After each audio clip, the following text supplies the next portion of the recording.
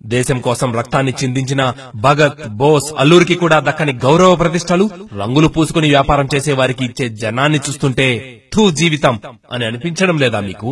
ఏముంది, వరుసగా 10 హిట్ చిత్రాలలో ఉన్న హీరో మన రాష్ట్ర రాజకీయాలను శాసించవచ్చు.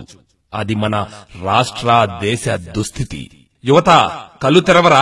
శాతకర్ణి, ఖైదీ 150 ఇవేనా మన తెలుగు గడ్డపై జరుగుతున్న పండుగలు? అసలు పండుగ ముందుంది చూడండి. ఫిబ్రవరిలో తెలుగు గడ్డపై ప్రపంచం చూడబోతోంది. అది నిజమైన పండుగ.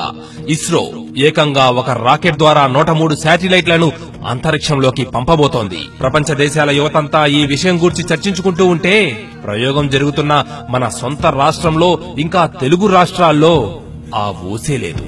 ఎంతటి దౌర్భాగ్యం మనది. దేశానికి పేరు తెస్తూ దాదాపు 1500 కోట్ల రూపాయల ఆదాయం తెస్తున్న ఇస్రో శాస్త్రజ్ఞుల ఘనతపై మనం సంబరాలు చేసుకోవాలి. యువత ఇటువైపు దృష్టి పెడితే వారి సాంకేతిక పరిజ్ఞానం కూడా పెరుగుతుంది. తల్లిదండ్రులు, అధ్యాపకులు, ఉపాధ్యాయులు దీనిపై ఆసక్తి పెడితే భవిష్యత్తులో మన పిల్లల నుండే అబ్దుల్ కలాంలు ఉద్భవిస్తారు.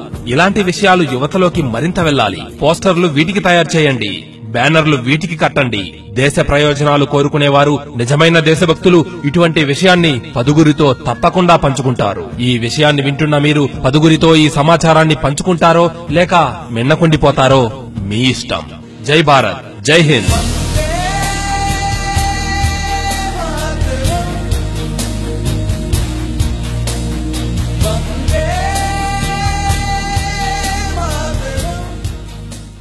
దేశం కోసం రక్తాన్ని చిందించిన